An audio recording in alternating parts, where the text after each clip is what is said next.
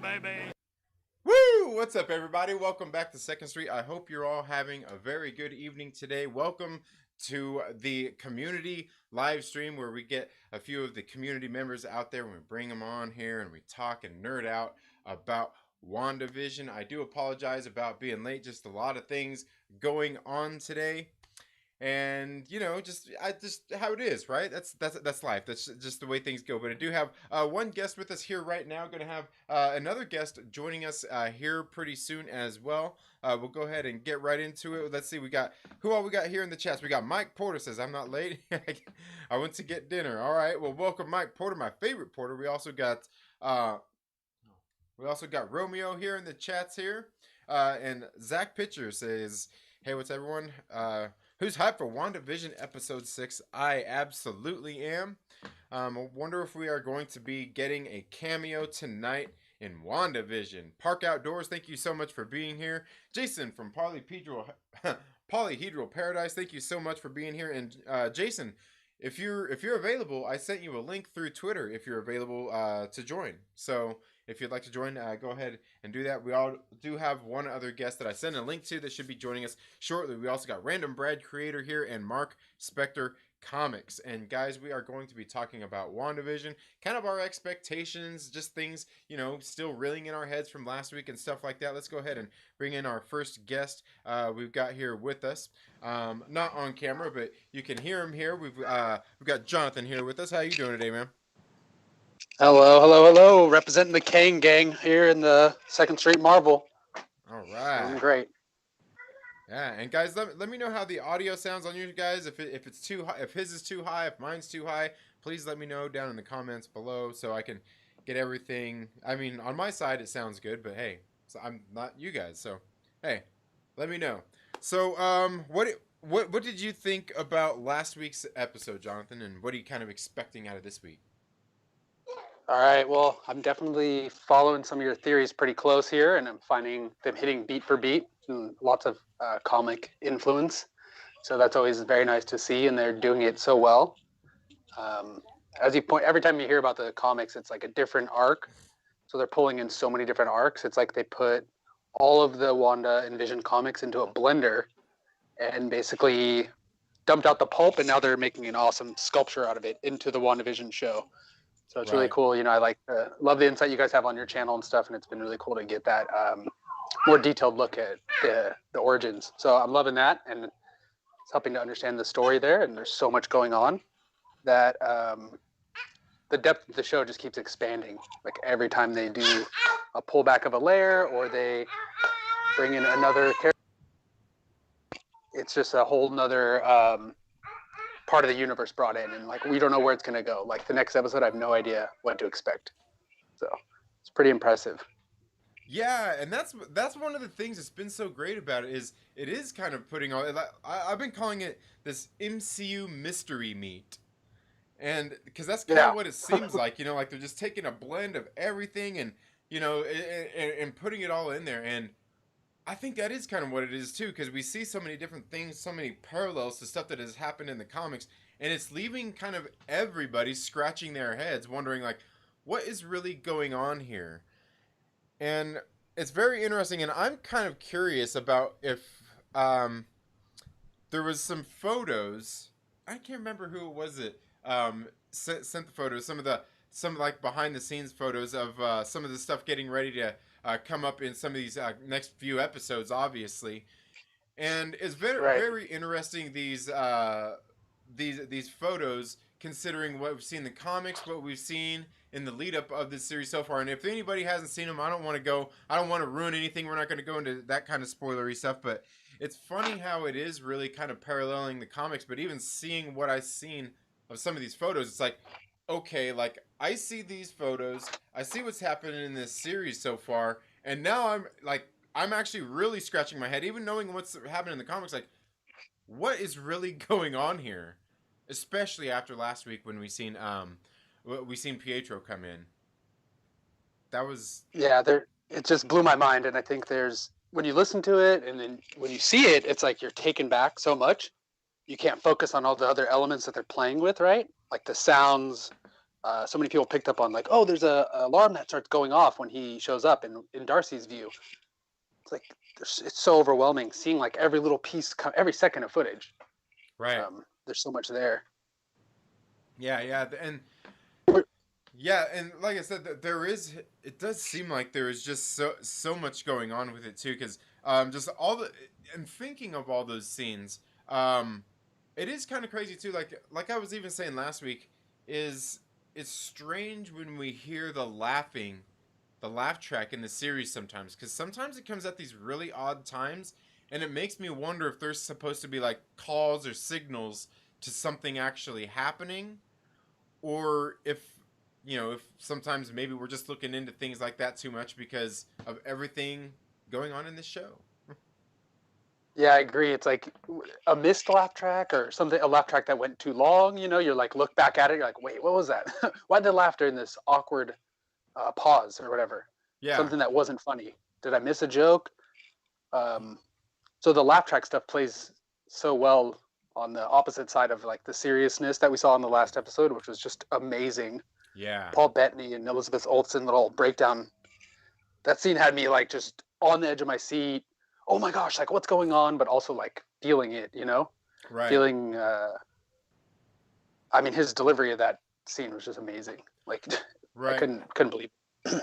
And one of the things I don't like, I've heard people like kind of talk about it, but like people aren't really looking at it close enough, I don't think, is this fact that we see this breaking of Wanda and we see what's going on. That scene where she's sitting there talking to Vision saying like, oh, the people mowing the lawns and doing this and doing that, and you think I'm doing all this?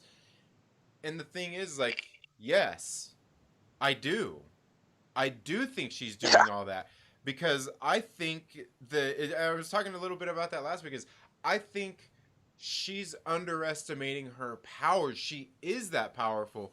And like I was comparing it to, like when your parents are teaching you to ride a bike, you're sitting there and they're walking along with you, behind the bike, letting like, oh, I gotcha. And meanwhile, they're just running next to you. They're not even touching it. And then next thing you know, you're just sitting there riding, because you kind of got that confidence. You don't realize that you're doing it, right? But then you kind of realize you do. You might waddle a little, like, oh yeah. It's one of those kinds of things where she's doubting it, and that makes me think even more that she is, and that really to me speaks to even more of that trauma that she's going through within what we're seeing, because I'm also kind of questioning exactly what's going on here.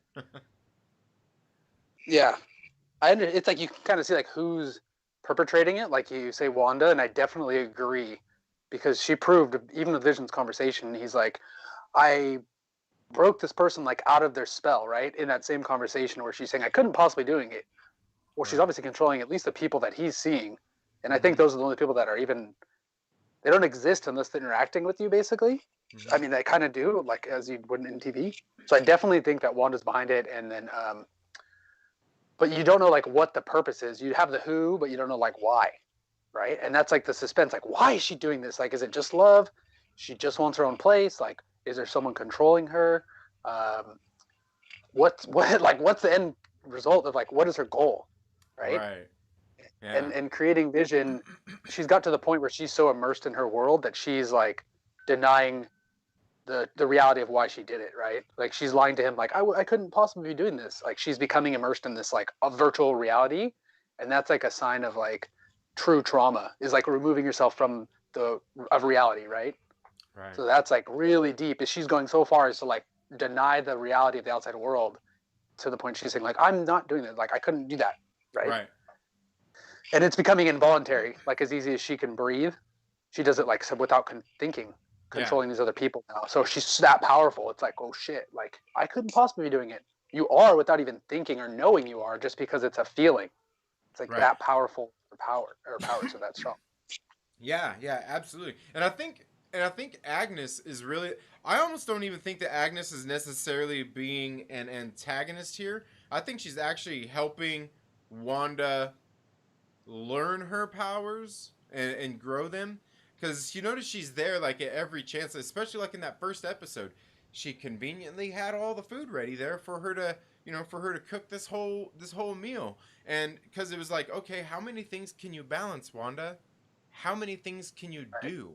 You're doing all these Right. things here in this kitchen, and in the meantime, like I'm telling you, that thing with the chicken, the eggs, it goes back to the Doctor Strange stuff and time manipulations and temporal manipulation, Yep. all that crap. I'm sitting there, she's doing all these little things, and she's doing this at the same time, plus everything else that's going on. And it's, Mm-hmm. yeah, like I said, it's one of those kinds of things. It's like a psychological thing. And Mm-hmm. not only that, I also, you know, I can't remember who it was that was bringing it up too. That in the scene where we see Wanda break in to get Vision, we don't see anything beyond that. What we see in Yeah. that clip is we see all the people that were sitting there working on Vision. They honestly didn't look too scared. They all went to the perimeter of the room and stood there and watched as the agents came in with their guns drawn. The agents didn't look too threatened. And then next thing you know, we see her go there and she sees Vision, and that's it. That's all we Mm-hmm. saw. Yeah. And And I think there's a lot there too. it Yeah. makes, yeah, as I'm saying, it makes me question, like, why is, I mean, and of course, like I said, sometimes I think maybe we're looking too much into stuff, but it makes me think, why is she there and we don't see some of this other stuff going on? Mexican Iron Man with a $4.99 super chat. Thank you so much, my brother. One of the Myrtle Maniacs. You're the man. Thank you. I appreciate it. All right. Um, the, and we see her go in, and it makes me wonder if, like, what if, and I almost wondered, like, at the very end of the last issue or episode as well, about Hayward. I'm like, maybe he's not a bad guy.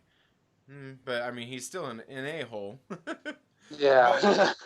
but I was sitting there thinking, like, what if she actually broke in there? What if they had their guns there set to stun, and they actually knocked her out in an attempt to try to keep her from doing whatever she was obviously there to do? And maybe sometime in that meantime, while she was knocked out, they started, like, keeping an eye on her. And maybe they were doing it not at that sword facility, somewhere else. And as she was dreaming, maybe that is when it all started to come in. Because, and I've said for a long time, I think maybe the people in there are sword agents, and maybe that's what it is. But I mean, you would think that so many other people would be missing them, right? Right. And that's when I I mean, we've started only to seen think out of the about, 3,000, we've only seen a few people, right? There's supposed yeah, to be like 3,000. We've seen like 5 to 10, 15 people. yeah, So, and that's what started to make me think about, maybe, like with the Dr. Arnim Zola thing, and maybe it is there at Camp Lehigh, in New Jersey. And we've seen that theory thrown around out there about maybe this is where Westview is at. And I'm like, I don't know, because we see so many things interjected in, and I'm still on my whole Pleasant Hill thing here, which would actually feed into a lot of that too with Dr. Arnim Zola. If you use that, Wanda becomes essentially Kobik, which kind of essentially plays into a lot of the other theories we've heard about her being this kind of like the anomaly. She is essentially. I can't the remember Nexus. what they Yeah. call that. Yeah, there you go, the The Nexus. Nexus thing. Yeah. And maybe it's all that stuff combined, and it just almost seems to make sense. But then it Mm-hmm. seems like a bit much for them to do all of that within these next couple of episodes. Kind of set. I mean, it'd be like setting it up for a movie, for the next movie. Right. Right. Yeah. They're definitely. I don't think they're gonna. There's not gonna be a big payout. Right. Like how people think the Yeah. big scene. I mean, the effects budget makes us think there's gonna be something big happening. There's gonna be something, but I don't think it's gonna be like a big climax. We have a whole arc. So yeah. And the Armin's open. Yeah, and that's kind of where I am. Kind of where I am now with it. On that, because Armin's I'm like, always we don't pretty we don't have interesting. very many very many episodes left. Yeah, yeah. So And then with Zola, it's interesting because he was in like a TV last time we saw him, right? Like he's kind of like digitized. mm, Like I think in Endgame you see him like is he the one you see like in the TV? oh, on who was that? Zola. Oh, what did you just say? That was in well, the last time we actually seen it, it was in Winter Soldier. It was in Winter Soldier. Okay. And then so in Endgame, they have a scene where is it Endgame? Endgame and then Infinity War. Which one came first? Infinity War came first. Infinity War. Mm-hmm. Okay, in Endgame, then when they break into Camp Lehigh to get the Time Stone, right? They see Zola, like supposedly in the background of one of the computers, you can see like Armin Zola in the background. Really, I was gonna say that's kind of crazy considering like because and that's one of the things I was thinking of because Arnim Zola was there at that time working for Shield. He was there, right. You know, and yeah, I was gonna say I think they're I mean basically yeah, yeah. He's definitely he could be tied in. So with the Agate and come back to the Agnes thing, she's a classic like enabler, like psychology wise, because you got to get back more into like that world where you're looking at her Wanda as trauma victim. So basically, and she's dealing with trauma by placating it with like amphetamine, like a drug user would. She's addicted to like the feeling of this perfect world. So Agnes is enabling her by providing her these things, right? And she's hoping to benefit. Agnes is definitely like looking for an angle somewhere. We saw it in the last episode when she's standing behind her, and the dog died, and they're basically like, "Oh, you know, you can bring back the dead," and then she kind of says like, "What? Like you can?" She has that weird line where she breaks completely for the second time in the episode. Yeah. Then she's like, something. Yeah, as I say, I see we got another guest here. Looks like we've got a good friend Will here. Got muted. Oh, is he? Oh, okay, he's muted. Are you there? What's up, Will? How you doing? Not bad, Trinity. Can you hear me just fine? I am driving, so I forgive everyone for. I asked for forgiveness for the sound. Oh, okay. I was gonna say we'll probably be going for about another hour. If you need to get to where you're going and give us a call back, so you don't, we won't you get in a collision or anything.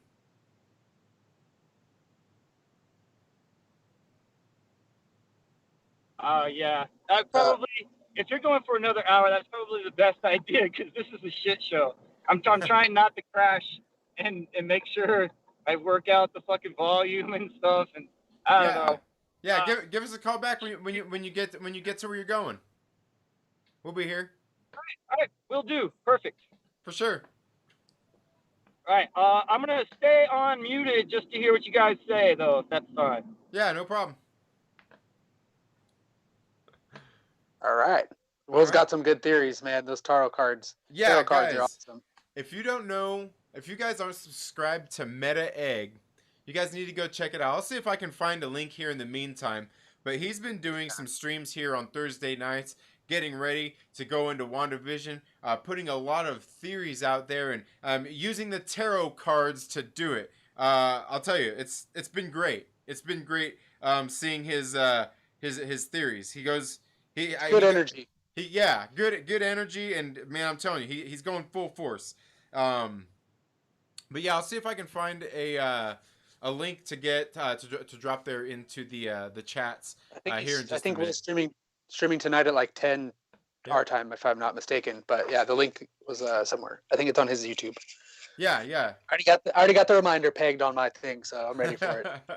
Yeah, me too. So of course, there's multiple time zones involved. So just so everyone understands, I kind of screwed up the time zones like 3 times today.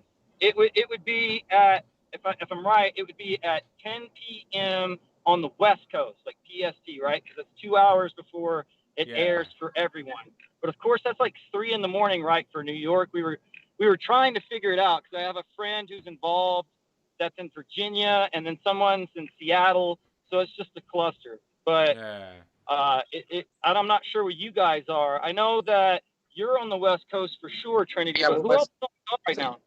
It's Jonathan. I'm over on West Coast too. I just went on YouTube and tagged, give me that reminder, and I get it no matter what time it is. Yeah. So that's my strategy. We the West Coast Nerd Avengers, baby. Yeah. Yeah. All right. Definitely ready for that stream. Let's see. Mike I basically get future prediction. Go. Sorry. Let's see. We've also Bad Coles. Thank you so much for being here. We got XR Coon says that Gina Crap was dumb. They proved her comments. They proved her comments right. Wrong show, XR Coon. But yeah. Jason says, "What if there are two Wandas in play? There very well could be. There very well could be. I mean, who knows? And that's the thing with the multi. You know, they're doing the whole multiverse thing. And I'm sure a lot of people feel the same way. Like, I don't want it to be a crutch or anything, but at times, you know, and hopefully not always at convenient times, you know, the multiverse can be there. Do you think we're seeing multi timelines right now? I kind of thought about it.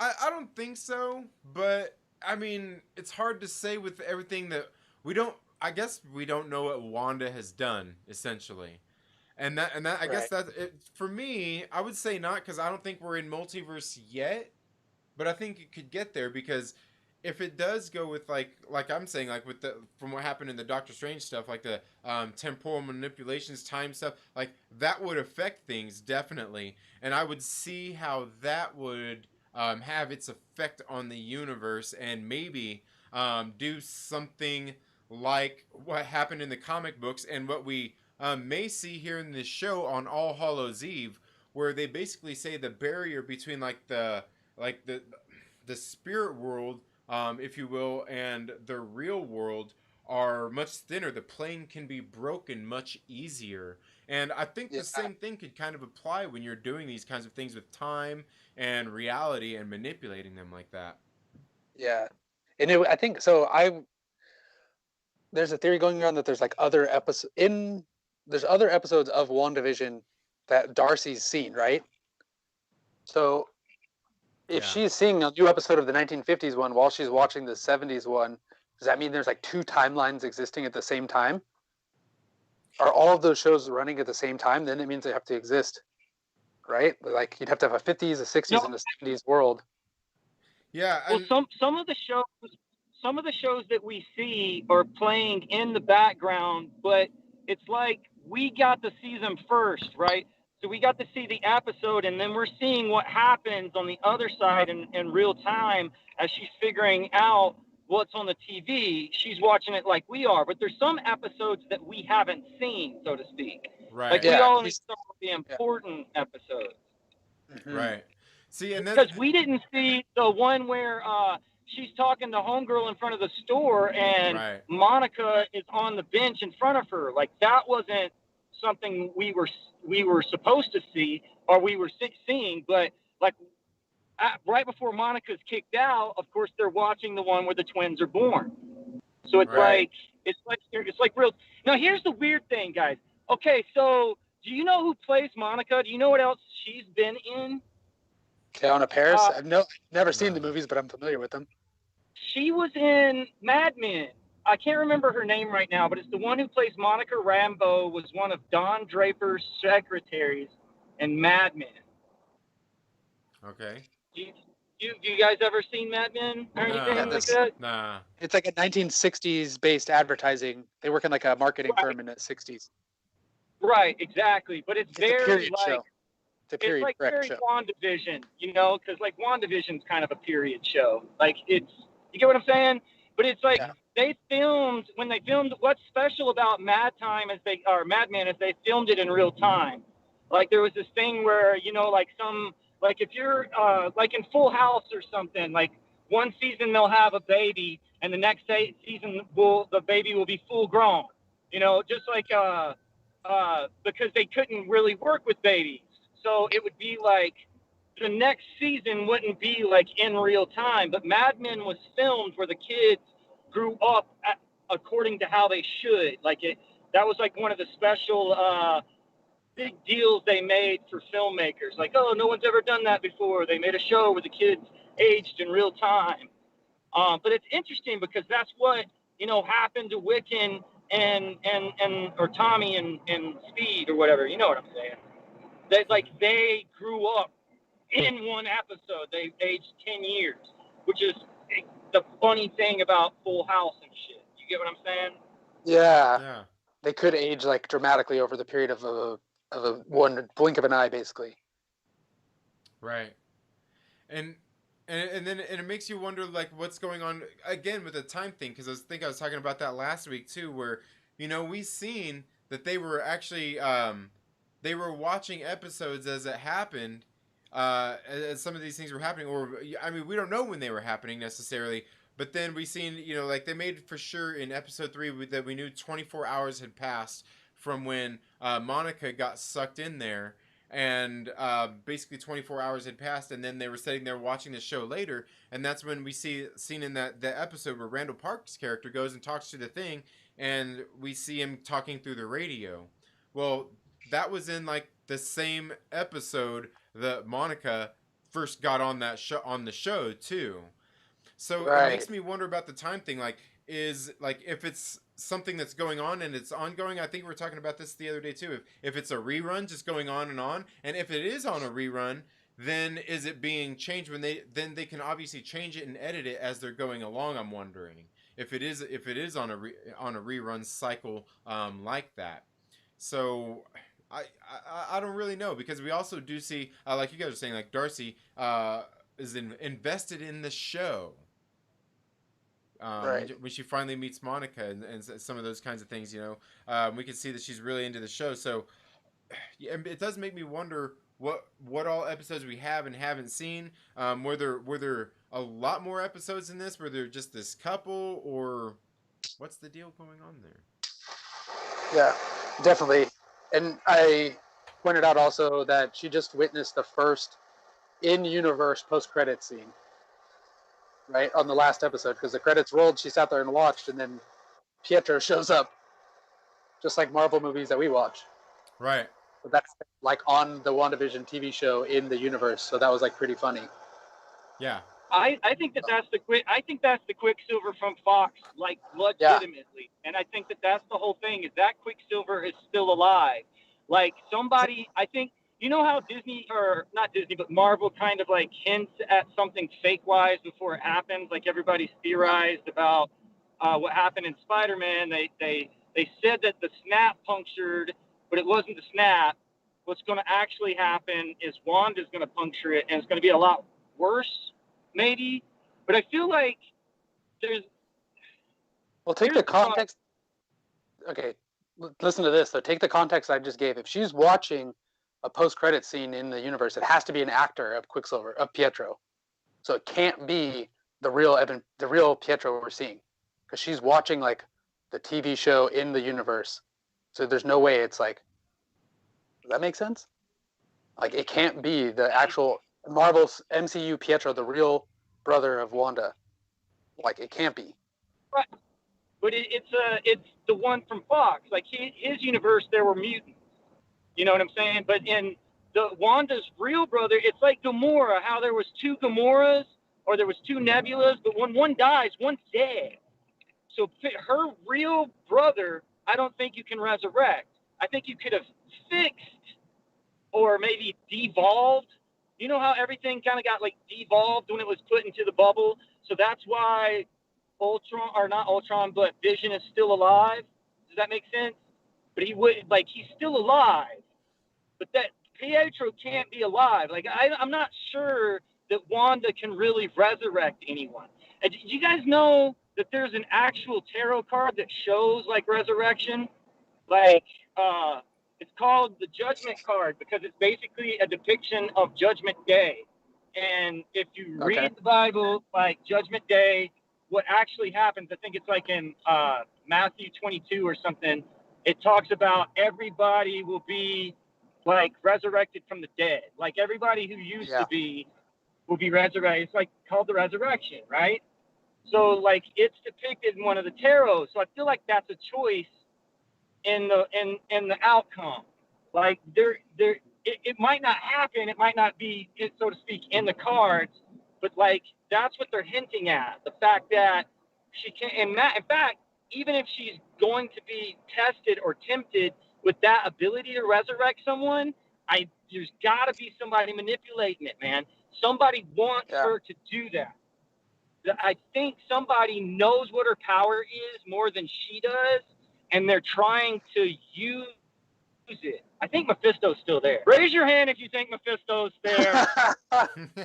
Kang gang. I'm still not sold on the whole Mephisto thing. Yeah. I mean, like, we see There's no evidence. There's no evidence in the show that Mephisto's there. And in fact, I think we're out of actors. We're out of actors. Who the fuck could you get to play Mephisto? Like, right. You can't get the mailman to play Mephisto, motherfucker. You can't get, like, you have to get somebody legit. You have to get a fucking, like, a great actor to play Mephisto, but I want him so bad. Yeah. In Wanda, right now, this episode, I want him. Yeah, I'm just, yeah, at this point, I mean, if Evan Peters isn't Mephisto, I don't think Mephisto is going to be showing up in this show. If he is, classic. If he just, is, God bless him. Yeah, as I said, it just like I was saying towards the beginning too, it just doesn't seem like there's very much show left for them to do anything else with. Like, I mean, obviously we're still going to get a lot, but like the setup and everything is done. Now it's just got to finish unfolding. That's it. Yeah. And that's what's going to be interesting, is seeing how what's getting ready to finish unfolding for us, how it's going to bring new context to what we've seen in those first few episodes. Because I really think those first few episodes are really, it's going to make you want to go back and watch a lot of the things that probably many of us have done, just by what they're going to reveal, and be like, and those of us who have been through all these scenes and watched it over and over are going to be sitting there going, oh, duh, like, oh, all right, yeah, stupid. Why didn't I even think of that? It's right there, plain as day. I think that's what they're gonna do. It feels like that's what's gonna happen to us. We're gonna see in the show, and I'm predicting right now, when Wanda's in the blue flannel and sitting there watching on the TV, it's like very modern age. We're gonna watch Darcy watch WandaVision. I'm not kidding. She's gonna see the 50 show, and that's when she's gonna be like, "What the hell?" Like, see herself on TV with Vision living this perfect world, and be like, "What the heck? I'm on TV!" Like. But we're going to be seeing that. Like, you know how like Darcy sent radio waves in there? No, that's a great idea. That's a great idea. Like, they could send episodes of WandaVision into the bubble. Show. Yes, to disrupt it and basically show her. Like you said, rerun. Right. And that's like the only scenes left in the trailers that haven't been linked to episodes are like her blasting into the world in color and Vision's in black and white, and she's wearing the like post-funeral clothes still. So that's like some of the remaining scenes that haven't been linked up, right? And then like Vision leaving the bubble is one of them. This is trailer stuff, not spoiler stuff, leaked stuff. So those scenes are the only ones really linked. Them fighting, wearing like the purple sweatpants or whatever. Her walking in from some weird basement into her house, like we haven't seen that. The stone blowing up. I have to jump off in a little bit, but I want to run down one more thing.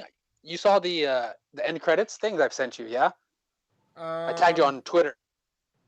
I'm not sure. Where it's like her hood and then Vision's hood. Basically, in the end credits, it goes through the scene. Basically, plays out. Oh yeah. Storyline of the whole show, right? So it shows. It's all based on red, green, and blue pixels, and it shows the house being built up by red, and then it shows a red hood of Wanda, a green hood of Vision, followed by these. Trio of pixels falling through the air, and there's green, blue, and red. When the blue one flickers on, the green one starts to flicker out, and then the green one fades completely, so there's only 2 pixels falling, and then it slowly turns, it just flashes to all red, hits the ground, blows up, and then the house like disappears. So shit's gonna get crazy. She's gonna blow up everything due to whatever that blue thing is, and I think I'm really starting to lean that here. Vision is like a Simon Wilson. Like, they're going to pull that Wonder Man thing. Grim Reaper, Simon Wilson coming in. Ties coming in. It's not going to be Mephisto. Grim Reaper, Wonder Man, Simon Wilson. That's what it's going to be. Yeah, I think I'm kind of there too. I mean, because that's what they've Easter egged for us. That's kind of what they've set up, and I mean, really, in the end, it kind of leads there anyway. It leads to Mephisto. At this point, I'm not sure that it's going to be happening in this series. And Mike Porter, I'm getting ready to send you a link, my brother.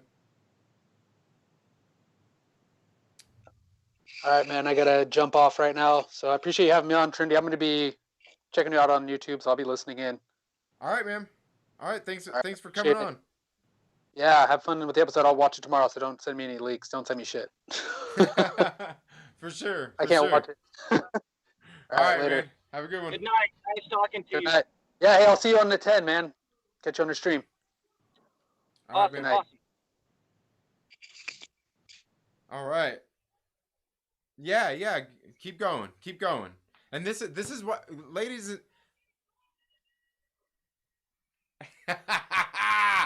Woo! See, and that. And ladies and gentlemen, the things that you're hearing, my man Will here say, that's why you need to go check out his channel over at Meta Egg. You got to do it. And I'm telling you, I still need to find this link here, to share.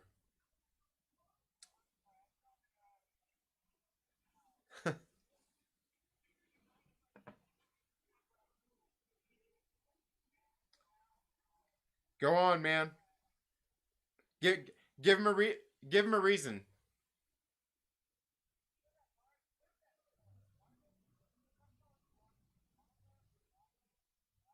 Yeah. Lagos. Yeah.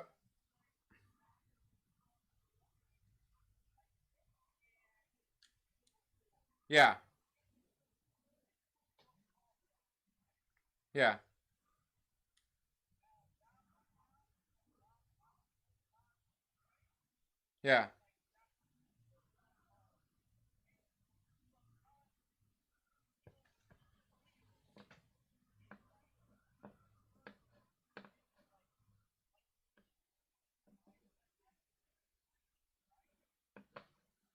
Mm-hmm. Yeah.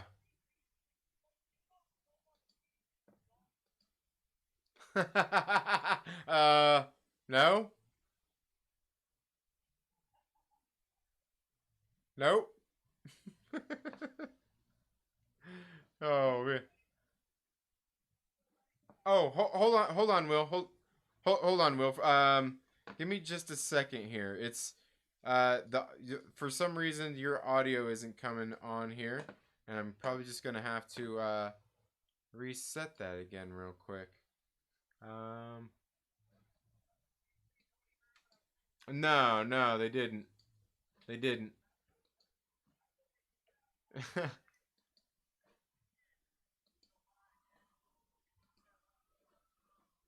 Okay, let me see here. Nope, not that. I'll keep talking till you hear me. Come on, you piece of... There we go. Test. All right. Now they should be able to hear you. Testing. There you go. Can the chat room hear us? Yeah. All right. As I was saying, motherfucking Trinity. That's what I've wanted everyone to hear me say for a long time. It was only in text before now, but motherfucking Trinity. So, we were talking about the Largos commercial, right? Yes. And how that it was basically like the Largo. I think everybody can agree on that. Like, it's like they talk about the subconscious a lot. Like, the things go through the bubble and they turn into stuff like according to Homegirl's like subconscious. Right. So the her wiping up the Kool-Aid is like blood on Wanda's hands, so to speak. Mm-hmm. It was her guilt. That was like the bad side of Wanda showing through. I guess you could think of it like a dream, you know, like you might be thinking that you're a badass on the outside world, but you'll like go to bed at night. Like that's like a commercial, right? When she's like trying not to think about shit or whatever. And all of those commercials are like almost like nightmares, right? Because only the commercials are the shit that shows like Hydra and everything like that. Like Tony Stark. Yeah, everything that she hates, like all of the Tony Stark's a villain, y'all. I wholeheartedly agree with that theory, Trinity. Yeah, he They're is. a part, but my point is, so it's dreamlike symbolism, and I know this because that's my gig. I'm a researcher.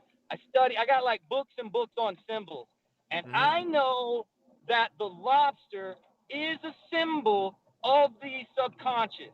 Like I've double checked it. I've got quite a few like dream, like encyclopedias, and I don't even believe in that sort of thing. But it's cool, like to read different people's interpretations of like the same dreams, right?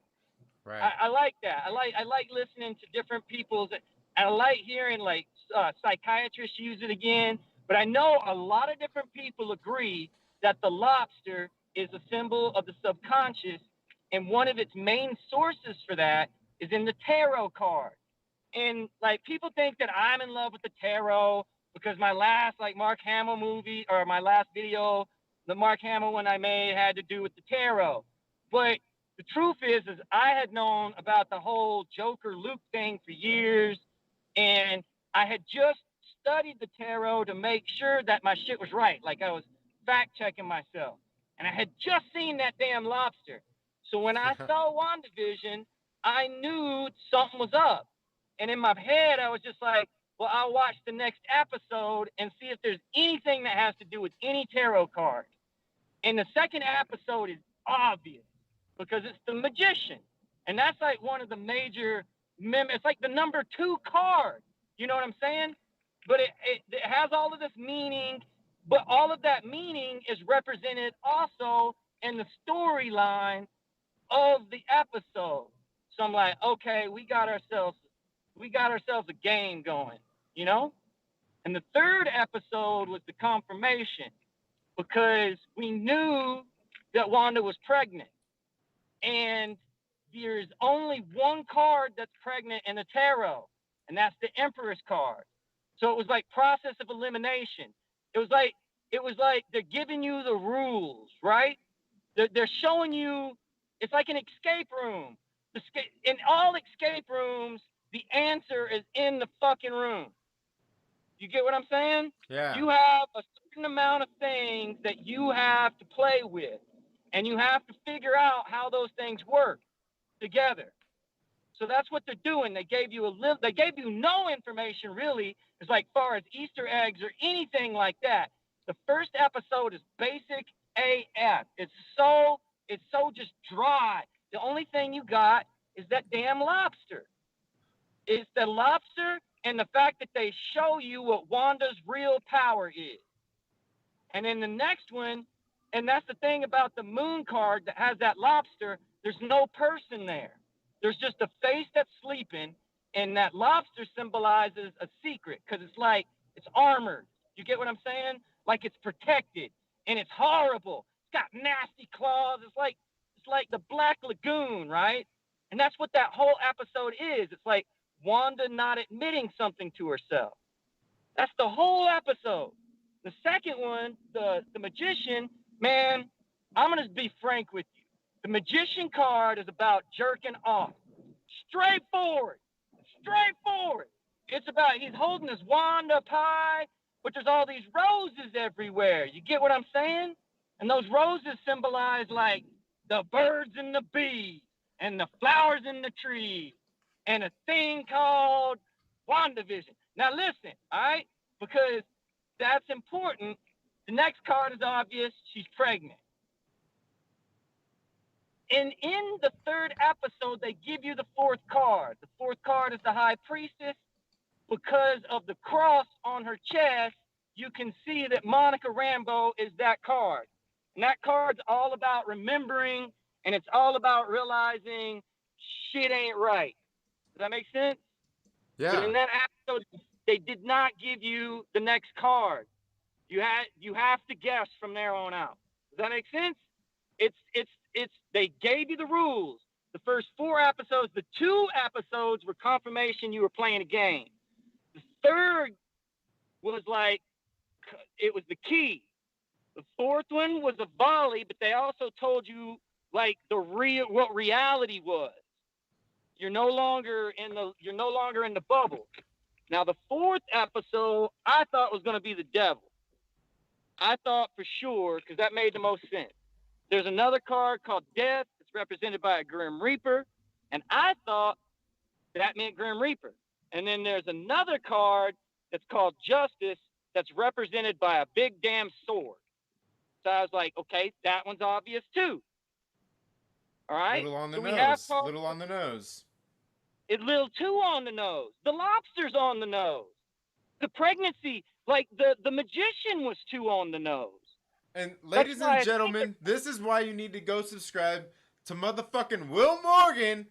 The link is pinned. It's pinned at the top of that damn comment section. And tonight at 10 p.m. Pacific Standard Time, you're gonna watch this dude go nuts. You think he's like, he's only giving you light brushes across your face right now. He's gonna paint the fence, the whole damn house. He's gonna do the whole shebang tonight. I'm telling you. Go check his stuff out. Like, I'm sitting here, I don't even say nothing. I just want to listen to him talk. Oh man. I tell you though, man, I gotta give you some credit, bro. You helped me through COVID, man. Every day I was working. My job didn't shut down because I was part of the medical supply chain, but it got hard because we've been like, it's just Clorox in, Clorox out, Clorox in, Clorox out. And listening to your show just kept me focused, homie. I mean, I'm grateful to all of you guys. I'm grateful. Appreciate that, man. That means a lot. I do. You guys rep me a lot. I've never had the chance to even talk to you guys up front. It took me a long time to just even get you guys comfortable with me and me, the technology, to participate. But you guys have inspired me a great deal, man. I like you got a gift to gab, my friend. Thank you. Well, and so do you, man. It's great to see. Like I said, the first videos we've seen you dropping over on your channel, and then you started doing these live streams, and like I said during that first live stream you did, I'm like, dude, it was the week of that Jameson Whedon meme, and I was like, dude, this is like Will Morgan right now. He's going nuts. He needs like, it was great. You've been awesome. Seriously. Been doing some great shit. Yeah, you can, you know what? Like, yeah, you tell Myrtle that I'm very appreciative of his energy as well, you know? We'll let him know. He almost hosted the show today. Yeah, yeah, that's cool. It's funny because also on my show, I have a friend of mine. His name is Andros Jones. He's going to be joining me again tonight. But he, like I said, he's also an actor, but he also has done management before. And he managed a guy who was called Andy Shmushkin. He's got albums, like the guy was on Comedy Channel for a while and stuff, all up underneath the management of Andros Jones, but he's very, very, very similar to our guy Myrtle, man. I'll show you more about on that tonight. But yeah, good stuff. It's very relatable, very relatable. Nice, hell yeah. And I want to say once again, thank you to everybody so much for being here. I see we can finally get the party started. Eric Heine has finally joined us in the chats. We've got Obi-Wan the homie here as well. XR Kun is in the building. Kendall Davis has swung in, ladies and gentlemen. Let's see who else we've got here. Coachella Coastal is still hanging out with us. We got Proxy came in the building as well. Let's see who else we got here. Also, I did see earlier here in the stream. Let's see if I can find this message that Zach Pitcher sent in. Says, I'm sad that the season is almost over, and I have to absolutely agree. Like, I'm like, yeah, it sucks. We've only got like what, 4 episodes left. Yeah, and that's disappointing to think of. Red Raven 96, thank you so much for being here. I see we got my Dixie Wrecked in the chat. Wait, I mean Dixie. Hey. You son of a... I see what you did there with your name. Let's see who else we got here. Mexican Iron Man in the chats. And Mexican Iron Man again. Thank you so much, my brother, for the $4.99 super chat. Random Brad was here. We got Newbie Comics. Jay Falls Down says, how long till the new episode? It looks like we are setting at about 5.5 hours. And counting down. Mike Porter says, with those CMBRs, the same readings as the Big Bang, the real Big Bang in the MCU, the stones were made. I think inside the Hex, I think she's mimicking the Infinity Stones. She's wielding the mind. Yeah, I agree with that, and to me that's where like, and I know like that's something I kind of been theorizing about anyway. And Mike Porter's theory for that kind of fits in there as well. With I kind of feel like Wanda is being like Kobik here, where she can recreate reality, probably no matter what time it might be in. It's really hard to say. Now, the interesting thing, though, is how far that manipulation goes, because I'm not sure if you all have read the Pleasant Hill comic books and the Avengers Standoff comic books, I guess, and know that story about Kobik and the extent of her reality warping. But there was something interesting in that story where Captain America had basically, when he had been turned into an agent of Hydra, he had been given back his youth and everything. He was old man Cap. And Kobik came along and gave him all of that back. But she also, in the meantime, changed his history to be an agent of Hydra. Or at least that's what he thought in his head. Now, the reason I say he thought that is because there's a particular scene in the comic book where you feel like all of this, it really kind of comes to a head. And this is where Captain America, Steve Rogers, is actually unfolding his plan for taking over Hydra and everything to who he believes was his best friend this whole time in his past. And that was Baron Zemo.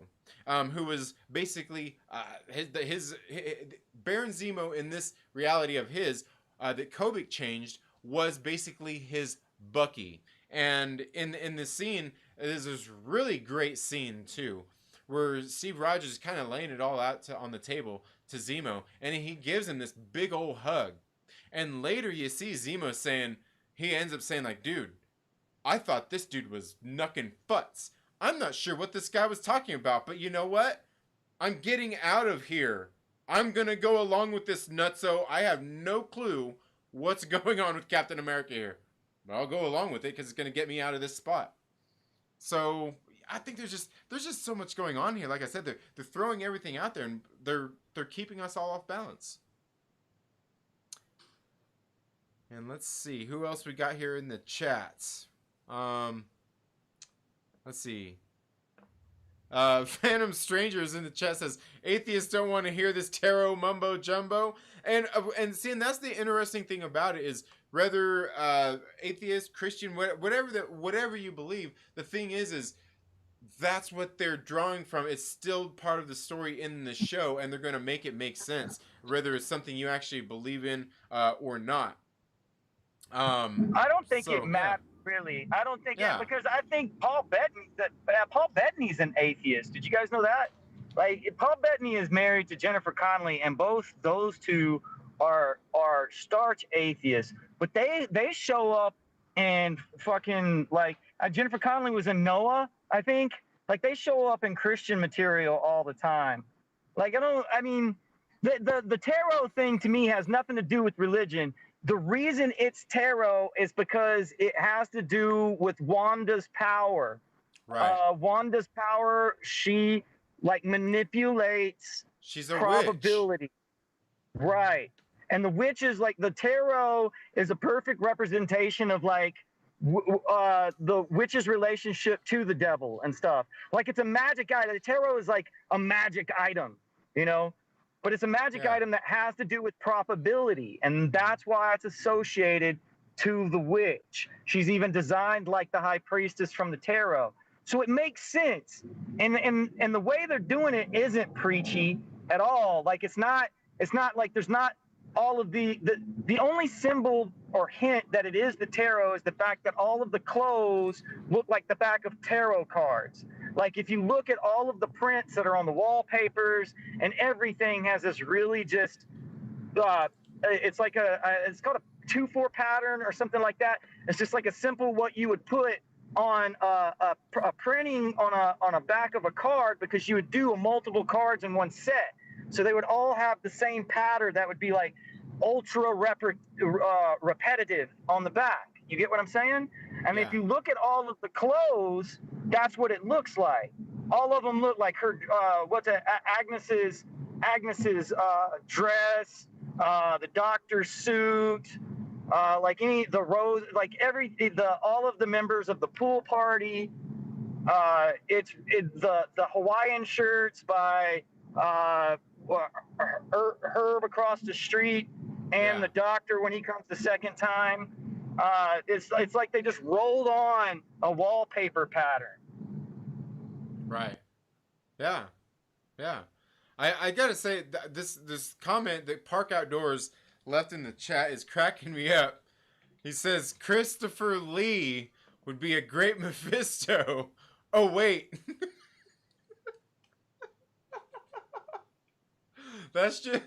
Oh, man. That is a total inside joke, and that is hilarious.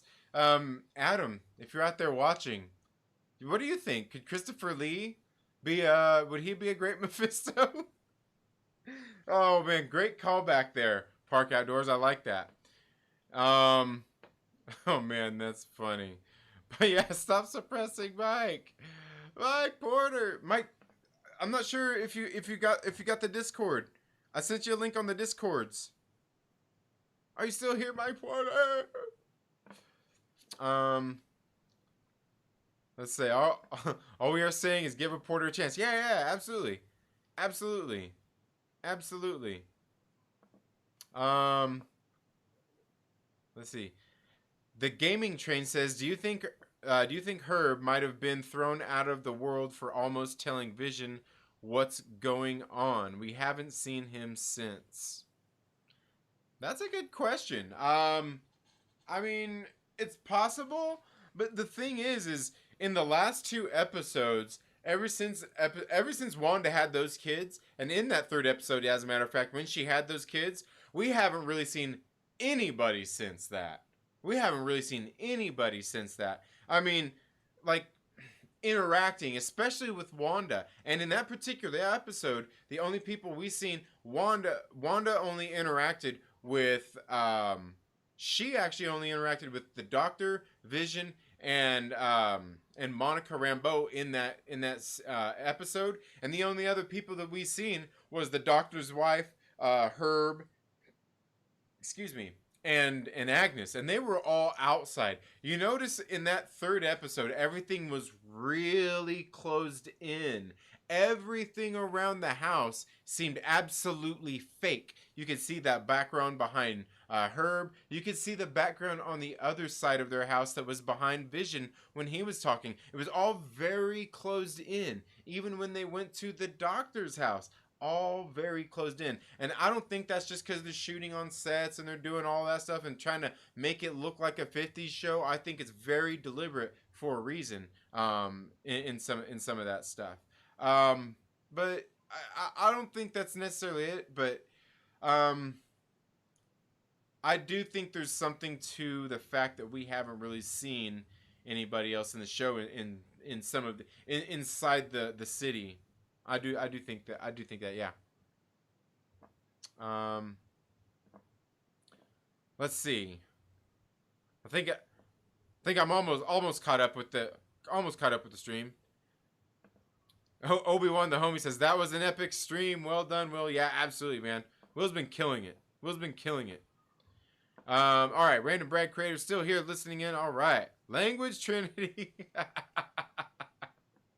Oh man. I got the link. I was waiting with somebody. Oh, okay. Yeah, you should be good to join in, Mike. You should be good to join in. I'm not sure who all we got in here. Yeah. Go ahead and join on in, Mike. Here, let me send it again just in case it was the wrong one, because it's I was gonna say it's not showing you on there. But here, let me get that link to Mike Porter again. There we go. Yeah, it looks okay. Yeah, it should be good. All right. Okay. So, do you have what other theory? Are you, if you're still there, Will? What are you expecting out of tonight's episode? Say what now? What are you expecting out of tonight's episode? How far do you think we're gonna get? What do you think we're gonna get out of tonight's episode?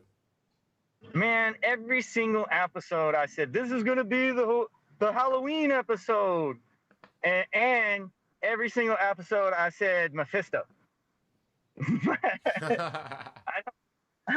Like they've really got me stumped at this point. The last episode, although I knew that homeboy Quicksilver, I think that there had been some leaked pictures of him, which I expect would be the Halloween episode where he's dressed up like the comic book Quicksilver. You know? Mm-hmm. Have you seen those? Have you seen those? I don't think so. I don't think so. Well, I saw one, but it's definitely like, you know how Vision is dressed up like the comic book Vision, Yeah. and Wanda's dressed up like the comic book Scarlet Witch. Well, I've seen pictures that were like totally pirate leaked. I feel guilty. Spoilers. But I saw Quicksilver and like that guy from Fox, that Quicksilver with that costume on. So we all knew he was going to be Quicksilver. Like we had all heard the leaks of go get your uncle and everything like that. But it was so shocking when it happened. And it's so Full House too, like, you know, because like that's like the first episode of Full House. The first episode is, you know, the dad who's kind of like all dorky like Vision, Bob Saget, and then there's a ring at the doorbell, and it's like John Stamos, right? And he's got like boots on, and he's got his leather jacket at, and he's like, "Have mercy," you know what I mean? Like, and then there was like it's Full House. It's straightforward. So I knew it was coming, but when it happened, it was the classic Quicksilver line from the MCU. Didn't see that coming. You know what I mean? Right. It was great. It was great. Even you knew it was about to pop, and it still popped. And right. So I'm scared. Like I'm playing this game where I'm going to predict something, but I know I'm going to lose. And that's why it's fun. Yeah. Yeah, absolutely. Absolutely. And yeah, as I'm saying, and that's... Do you think we're going to get to see the Halloween tonight? I mean, I feel like now the Halloween might be modern time. I think we might have one. I think the Halloween episode might be the break, because there's a trailer or something I saw not too long ago that shows like Vision going up to the bubble, and he's I think that's the one where he's like he looks like he's wearing a cape and stuff. I feel like all tattered. That's like the last up. I feel like because if the tarot spread is correct, we have 7 cards, but there's 8 episodes, and I feel like that 9. I'm not sure if there's 8 or 9, but yeah. If it's 9, but we're on 6, right? This will be 6, yeah.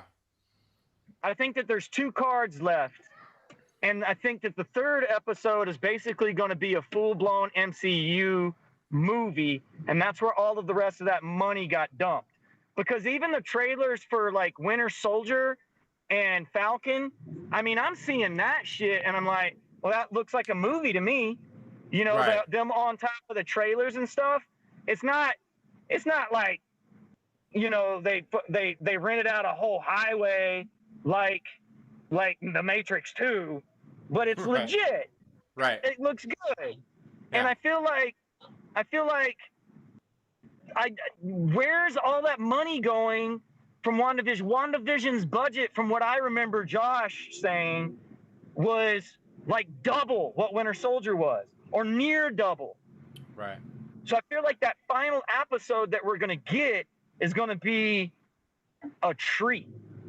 I mean, we're all the episodes have only, I think the longest one is like 42 minutes now. I'm pretty sure. Like, we haven't even got that much. Like, we're drooling. We're making all these predictions. YouTube's going nuts. Everybody's in a panic. And we've got less than like 2 hours worth of film.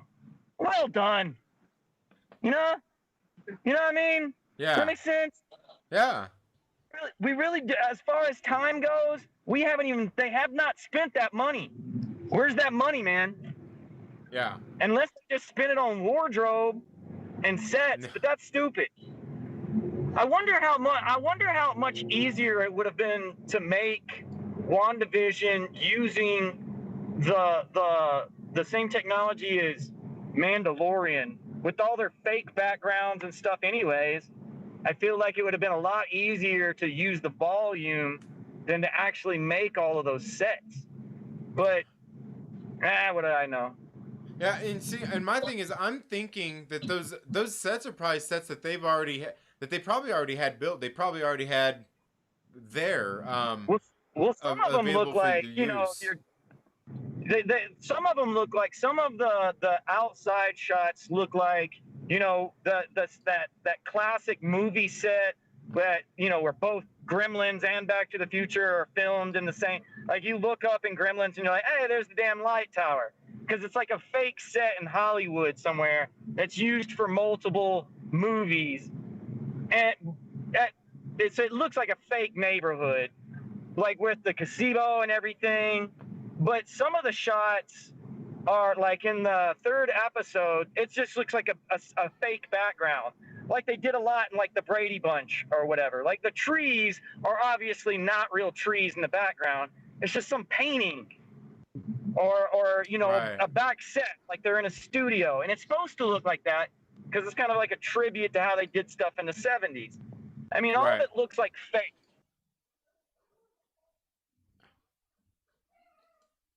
Dang it.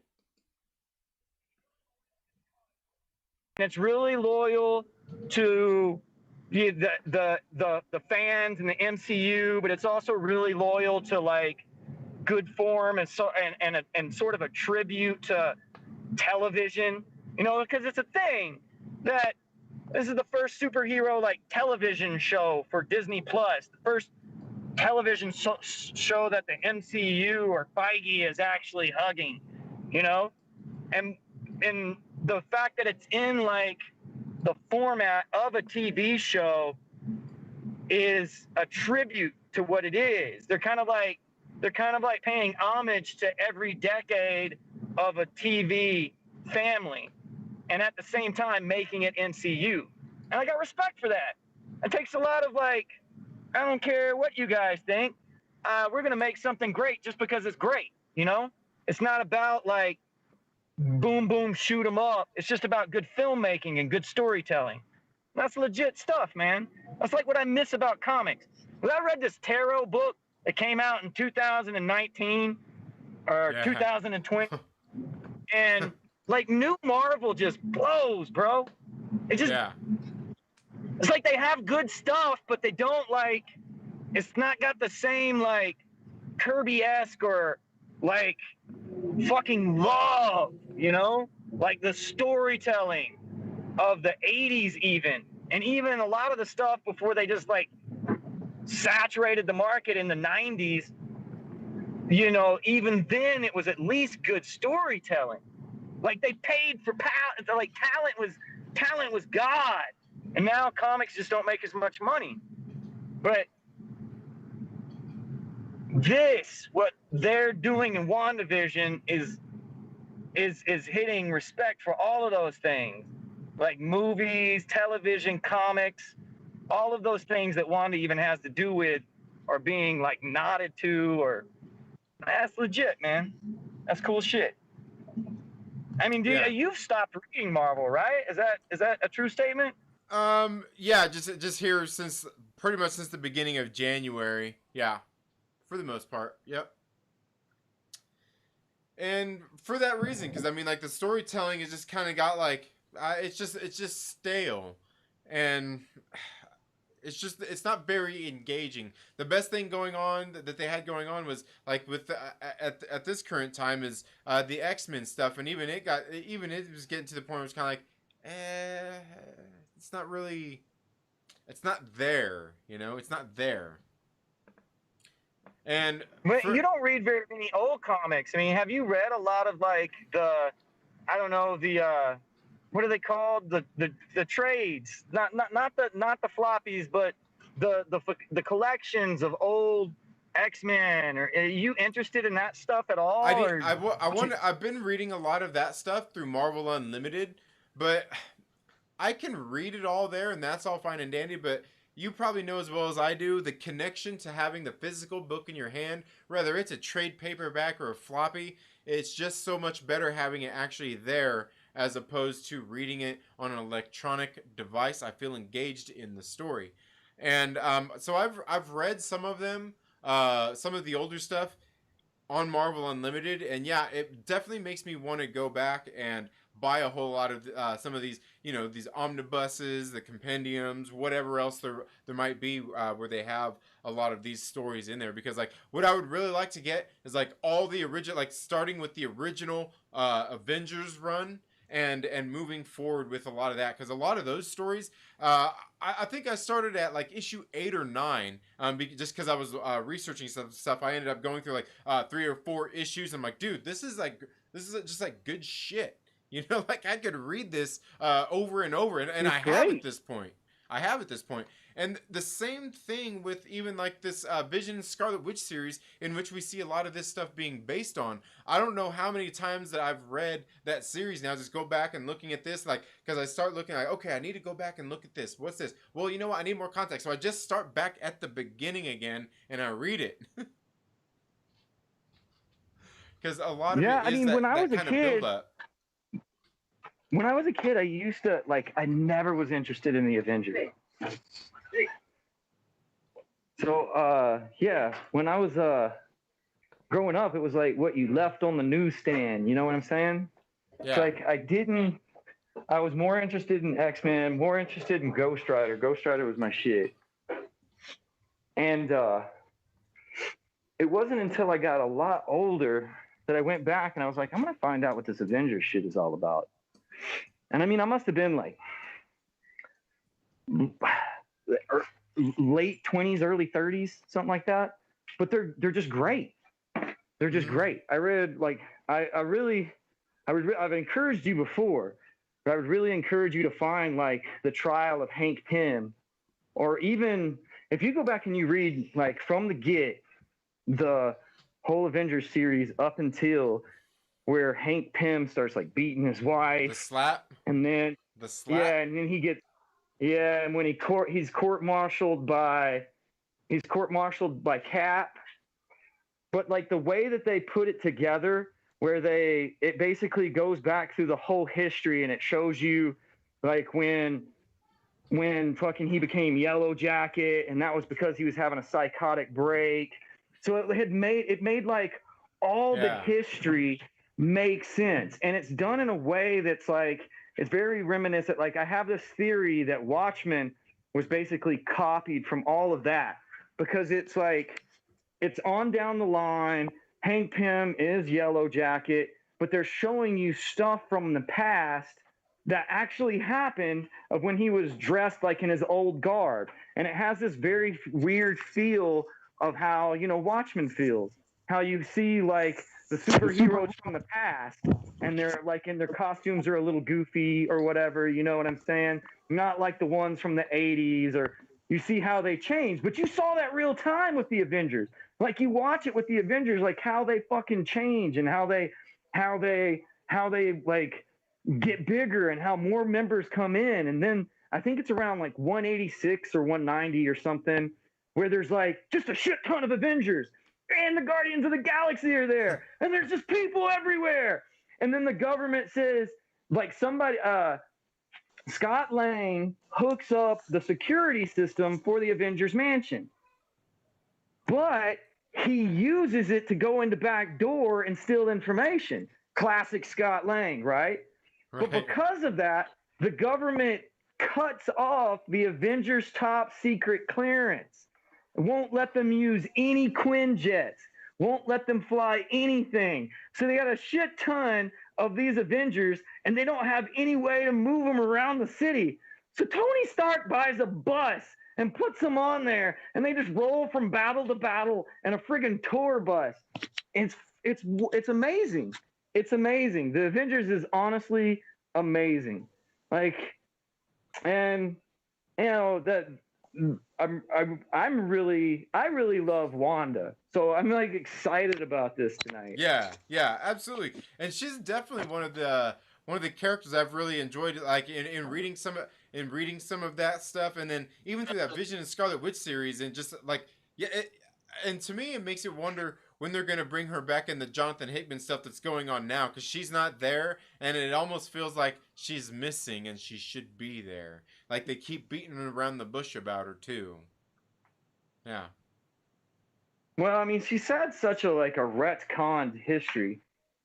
You know, like they really that character was basically made to be a do anything character, where they could, okay, the story's going one way, she could just point her finger and all of a sudden everything falls apart. You know, so they could and she was, I think she was originally an X-Men. She was a mutant. She was the Brotherhood of the Mutants, but Magneto wasn't her dad. Wizard was her dad. Then they retconned it to Magneto being her dad, and then they retconned it back to being somebody else. And it's just like, it's just a turbulent past. Right. But do you think, okay, so I think it's obvious now. I don't know how you feel, and I have to get off here in a second because I just got to the setup, and we got to get everything straight, and I got to recharge my phone. Yeah, no problem. I think Mike Porter just joined as well. It looks like. Motherfucking Mike Porter. Can you hear us? Are you there, Mike? Can you hear me? Yeah. What's up, man? Okay, great, because it says the speaker is off. So I'm like, the speaker's off. Look, I'm not as deep as Will. There is just no way. I'm on the surface kind of guy. But first of all, I want to talk about how Feige is screwing with us. All right? And what if we got Winter Soldier like this? If we got Winter Soldier, I'd be going crazy. Now, the closest we got, of course, was Infinity War, to Endgame. And we did spend the whole year,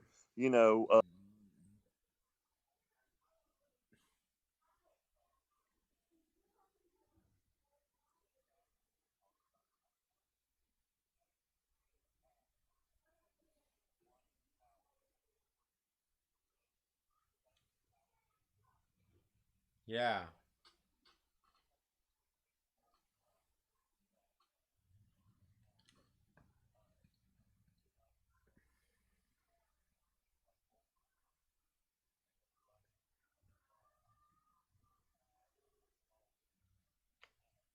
Mm-hmm.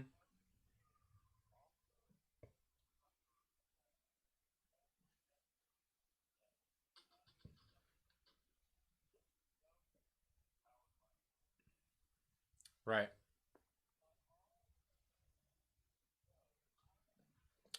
Oh, hold on, Mike. I'm gonna have to add. Hold on a second, Mike. Hold on a second. This thing it's messing with me again here. It's messing with me again here. I'm gonna have to re-add this thing in here. I'm not sure why it keeps doing this, but we'll get it. No.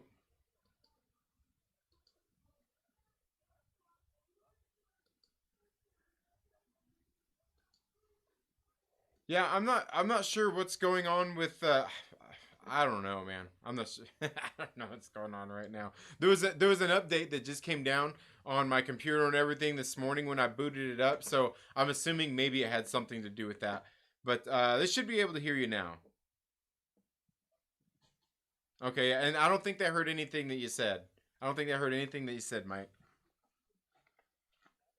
Nothing.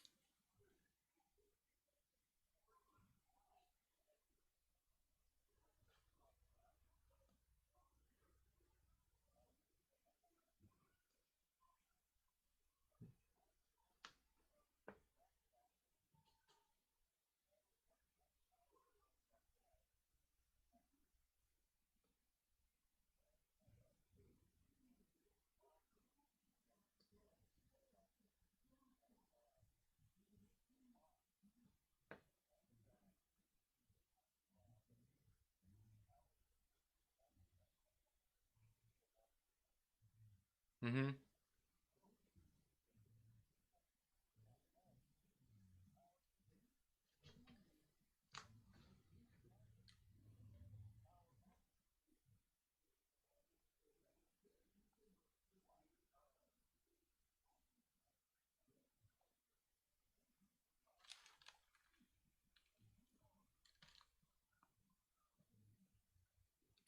There's they're saying they can't hear you. That's weird.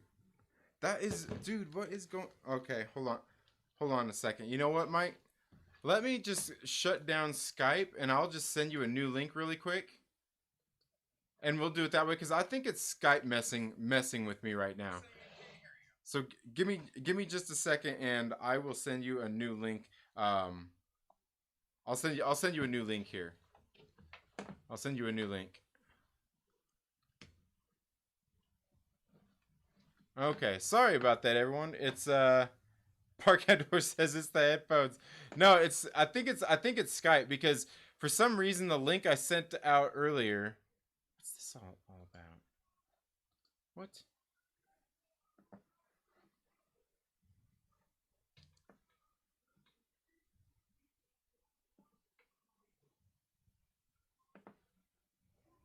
Oh.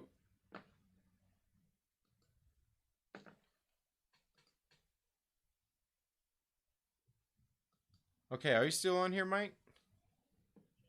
Okay, now give me just a second here. Now let me see if I can get this thing added back on here. And then, okay. Add. No.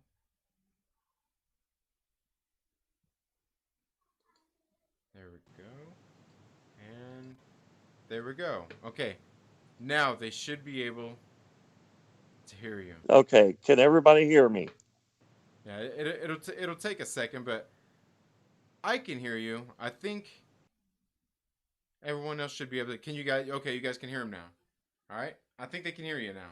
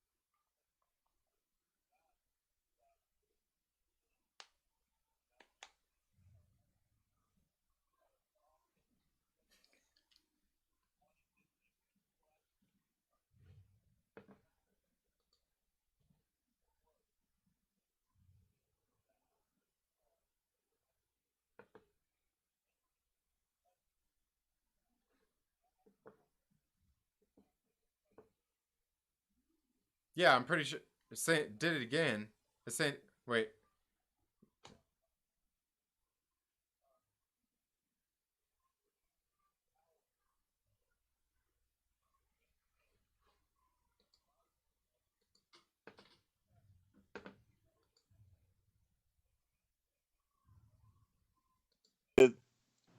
With Structor in Age of Ultron, that's when we see her powers. We actually, you know what? I think it was actually in the end credits scene in Winter Soldier that we saw, her for the first time when Structor said the twins, and they were in a cell, and Quicksilver was going crazy and everything like that. So we know what power she wields with that, and then almost like a mind stone, when she touched an Avenger, they saw a dream of either what was going to happen or their past or whatever was going on, and it drove Hulk crazy. Well, inside this hex, I'm seeing more power than she really has. Now, we could say, well, yeah, that's just her. She's powerful. She's using the magic. But remember when Darcy was talking about the what is it? The CMBRs. You guys can help me out there. I think it's the cosmic microwave background radiation band or something like that, and that was off the charts. And it was, and that's what I was going to say. Will is very deep. With me, I'm on the surface, but from what I see, from what they were talking about, they were like, "Oh, this hasn't happened since the Big Bang." We all know when I think it was Wang was explaining it to us in Infinity War that when the Big Bang happened, that's when those cornerstone Infinity Stones showed up. Well, this power is happening, whether she's wielding it or somebody is wielding for her. I think she's still in a dream, but she is wielding the power of the majority of the stones. We already know that she does the Mind Stone. We already have seen the reality, because when Monica was sitting there, I mean, that matter, she had matter or something where she physically changed her uniform even outside the bubble. It was still what she changed it as. So, and then we know also, you guys were talking about the chicken and the egg, but remember in episode 2, she she rewinded when she saw the beekeeper. So I see the time stone. Now, the power stone, maybe depending on how you think about it, because she already has that power where she launched Monica out of the bubble and she went through the walls and everything like that. But I think she was grieving, and I think someone is helping her, and either she has this power and they're wanting to take the power, but it seems to me that she has so much power that it's going to take Avengers, many Avengers, to take her down. And I think Paul Bettany said in the interview that there was going to be a battle royale. Now, I don't think it's going to be finished because it's going to continue in other movies.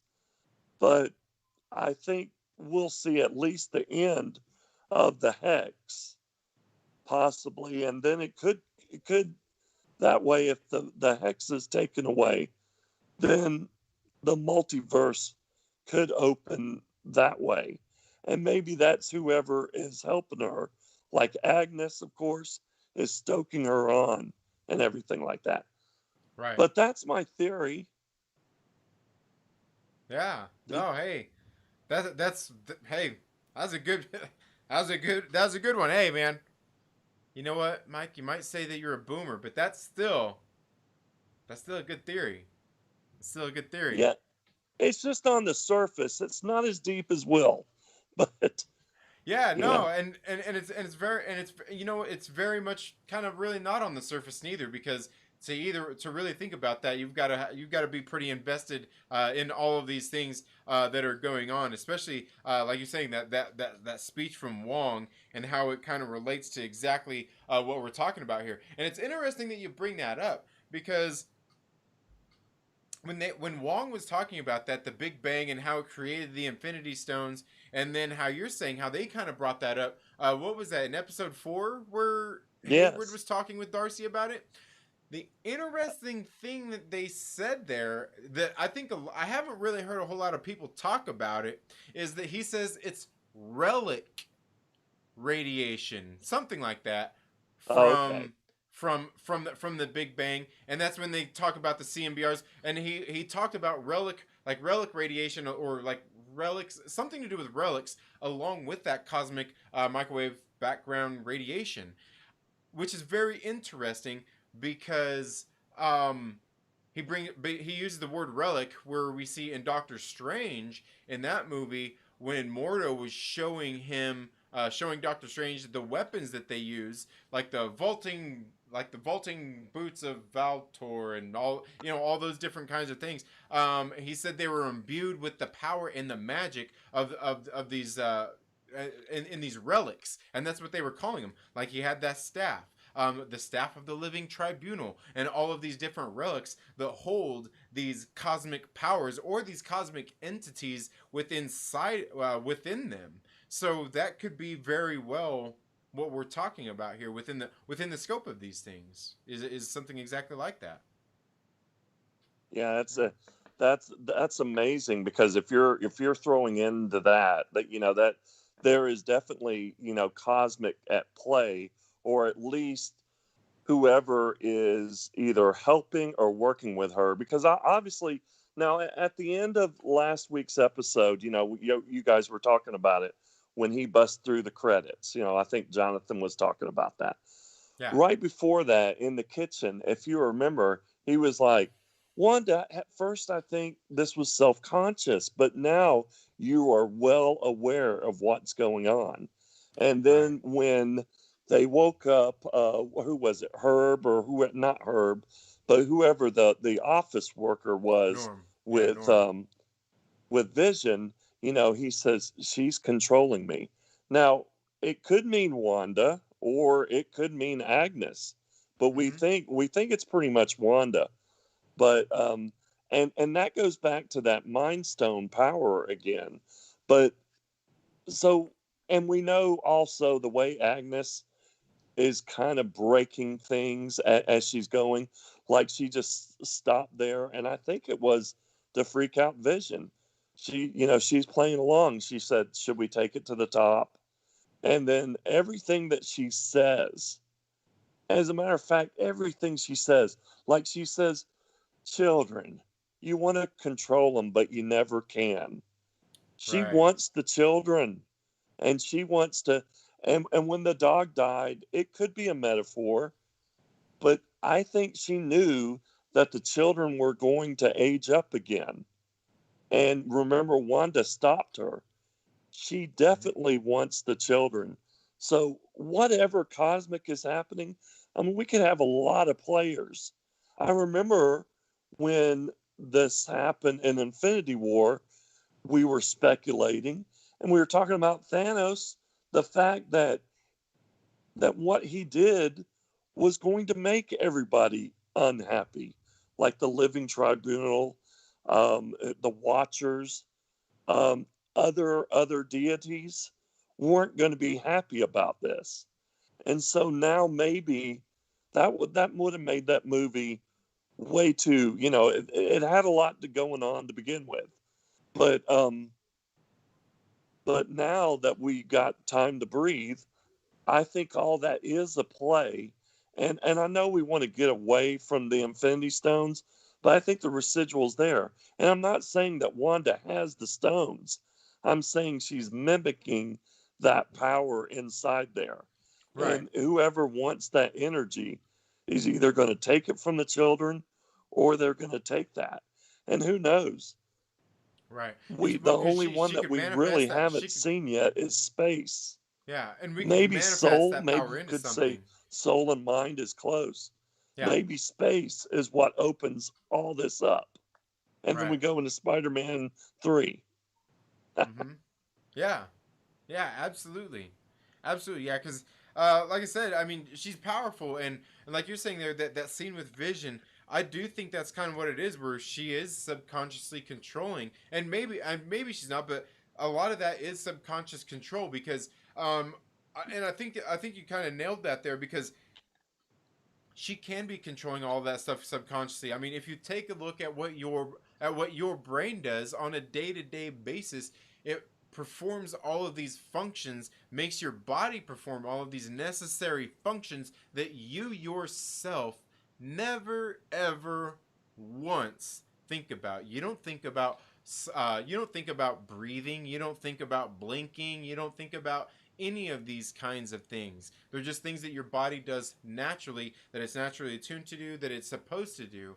And so I think, kind of like you're saying, it's just there's something going on, maybe not even on her subconscious level, that is kind of keeping all those people in line and with everything that she wants to be going on. Well, he said, I believe that it was subconscious at first, but now you are fully aware.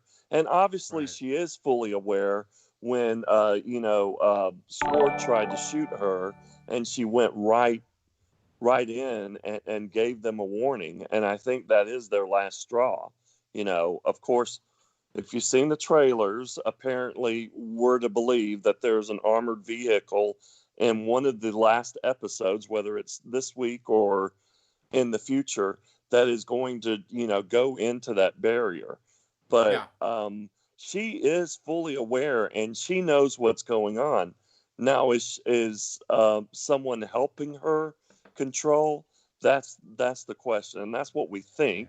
We think there's a big bad there, and we think Agnes is there. Yeah, definitely. We got Jonathan Velasquez with a $2 super chat, says, motherfucking Mike Porter! Yeah, man. He says, glad we got the audio. Heck yeah. Thanks. Hey, thanks for having me on. It's a blast. I've been telling Burke this theory and the guys in that community, and I think they're tired. Parker is probably tired of hearing this, and it's everybody has different theories, and it's just like, well, it's not that she's willing to stone, she's that powerful. Well, I'm like, well, she's never changed reality before, and that's what she's doing now. And obviously, if she didn't do it, someone else is doing it. But inside, because you have the cosmic, the CMBRs, that is mimicking the Infinity Stones inside there. I mean, I just, if it is doing the same radiation of the Big Bang, then I am pretty sure that that's what's happening inside the X. Yeah, you've only got to manipulate it right to recreate those things, which is interesting because all of that kinds of stuff is something that feeds into the original Vision and Scarlet Witch series, which we see a lot of stuff, a lot of the series coming out of, in which there was, at one point, there was this Necronomicon that Captain America had brought to Wanda, and she tried to burn it to get rid of it because Sam Hain was trying to come back to the real world on All Hallows Eve, and the way he was able to do this was through this Necronomicon. Well, she went to burn it,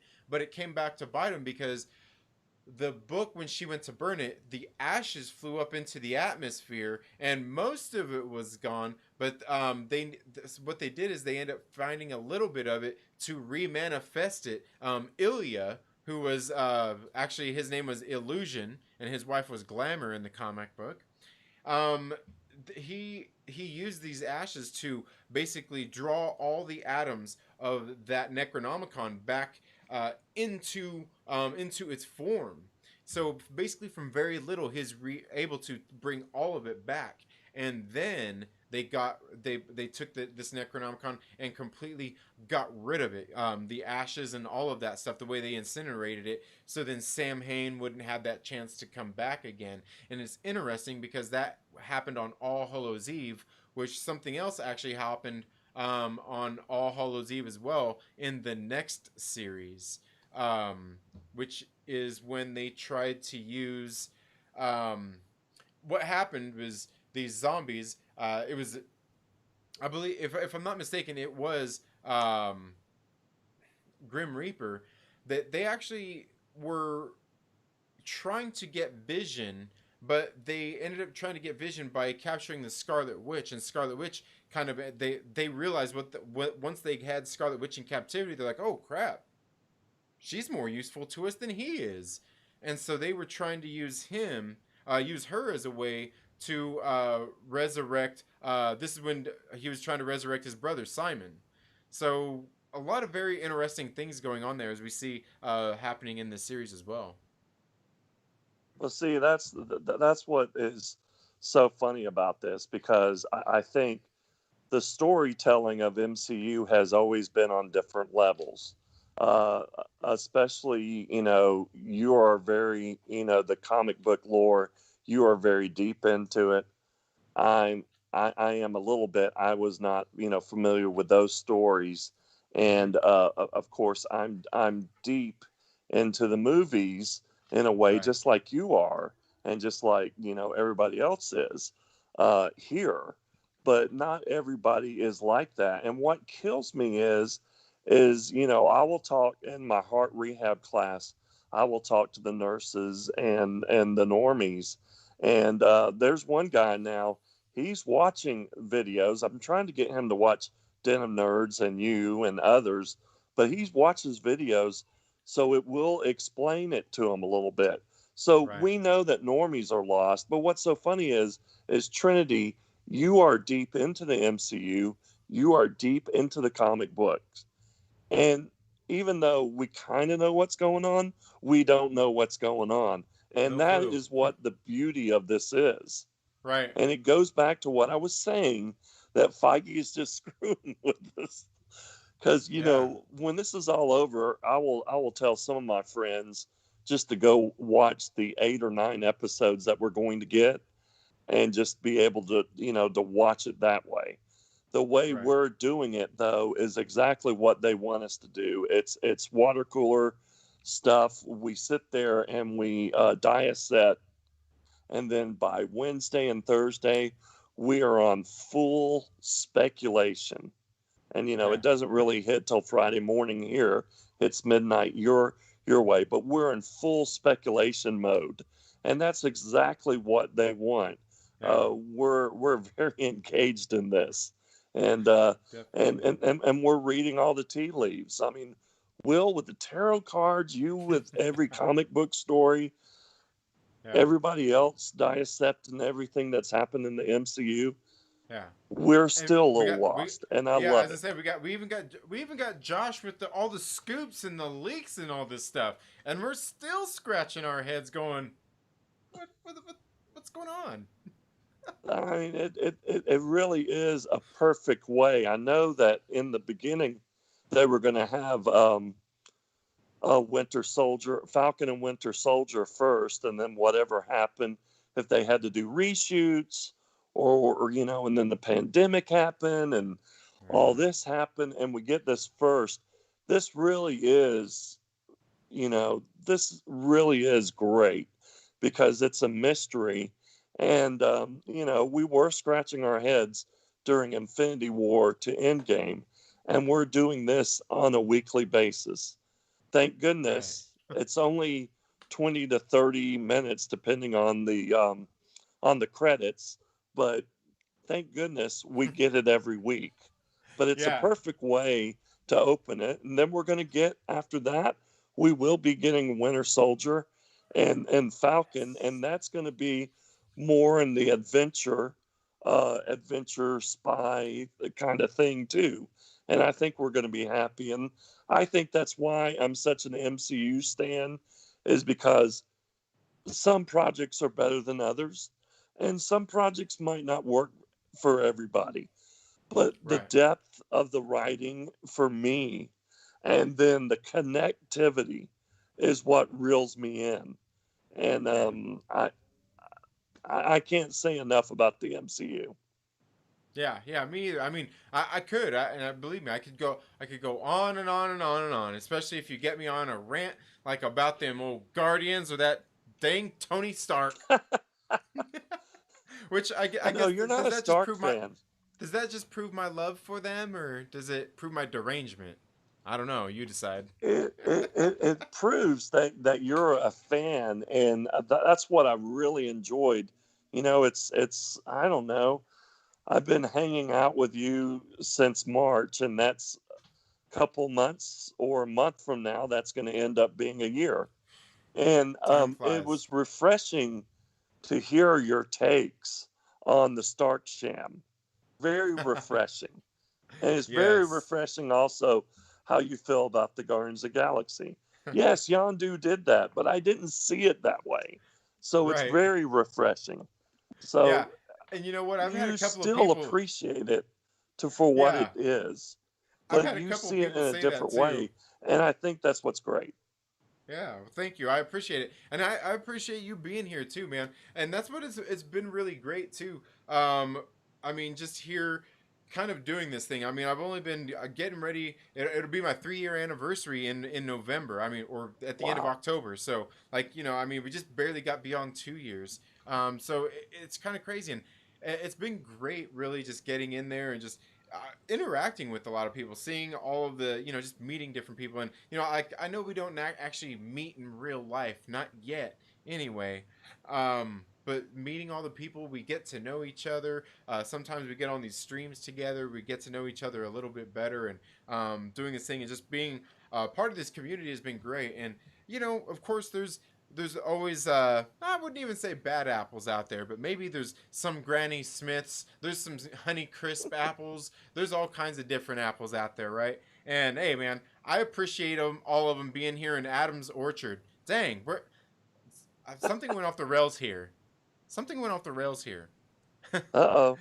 But it's been great, really connecting with a lot of people. I know, like, a lot of it came with obviously hanging out over at the Den of Nerds with Josh and meeting a lot of people through there, and then just other connections I have made as well, like finding Adam over at Fanjecture, where I believe he found me actually, and then from there, finding his show and be like, dude, his show is so fucking great. And I remember for the longest time, it's like the best thing on the internet, really, to be honest with you. It is, and I'm sitting there watching it. I swear for like weeks, it's like me and like two other people in the chats, and it's like, dude, this show's like. I'm sitting there trying to share it and trying to tell everybody, and then he started coming in and mingling with all the Den of Nerds, and seen him, and everybody kind of started slowly finding their way there, and now it's just like it's all it's all working out, and it's been fucking great. And I think it's even like Will Morgan said earlier, I mean, some really flattering words, and kind of helping him get through this last year.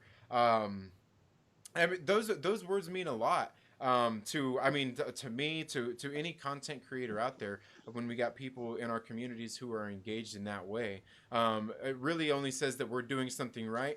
And I say that from my perspective, because the people that I hang out with, that I associate with here on YouTube and here over this last year, have been the people that I've wanted around me. And all I've wanted to do is, and I hate people doing the whole, fake positivity stuff, but trying to at least be a beacon of some sort of sanity for people. Because I, here over this last year, have watched people a decline in people's mental health, and even more than that. And it's sad to watch, especially for me, considering I haven't been on that same trajectory as a lot of other people have. I've been very fortunate in my life in the way that it's gone, and I have my family here, I have my wife, she's continued working, I've continued working, I get to go out and I get to see people every day. That's kind of like what I do, so I really do get a lot of those connections and things like that, and I've been fortunate in that sense, because a lot of people haven't had that. And I think me having had that, and then being able to hopefully share that, or not have to put any kind of like that, some of that weird stuff out there, because I've caught a lot of weird vibes from a lot of people over the last year. It makes me feel good, and I just like, and that's why I want to say, I don't always say things that people are going to agree with, and they don't have to agree with, and I'm not trying to change anybody's mind, but just knowing that we can come together, talk about these things, nerd out, and hopefully have a good impact on others. Feels good. Feels good. Well, that's, I'll just say this real quick. We have a lot of creators out there, Jason, of course, Burke, Santa, of course, now Will. There's many, many, many. And if I'm leaving anybody off, I want to apologize.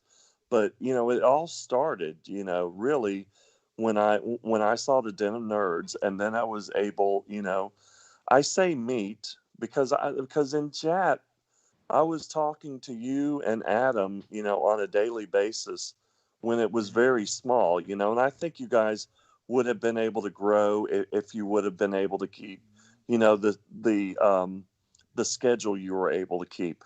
But yes, knowing you, Josh and Adam, has meant a lot to all of us this year. Not just me, but all of us. So thank you, Trendy. Yeah, absolutely. And thank you all for being there. And I am getting ready to bring this the stream to a close, guys. I gotta go get my kids some dinner, get some food in their bellies, and get ready to tuck them in for the rest of the night for school tomorrow. But again, I want to thank everybody so much for being here. I want to thank all of our guests that have been here. We had Jonathan on earlier, a great member of the community, came on here. We had Will Morgan in the house, man. I'm happy to get him on here. We need to get that guy on here more. And guys, like I said, there should be a pinned comment where you can go and check out Meta Egg. He's going to be going live at 10 p.m. Pacific Standard Time. Absolutely great creator. He's up and coming, man. Go check him out. Go support him. And obviously, thank you to you, Mike Porter, so much for being here, and everybody else in the chats. And all right, Mike. Well, I guess I'll talk to you later, and everybody else out there. Thank you all so much for being here, and we'll see you all in the next live stream. Later. Thanks.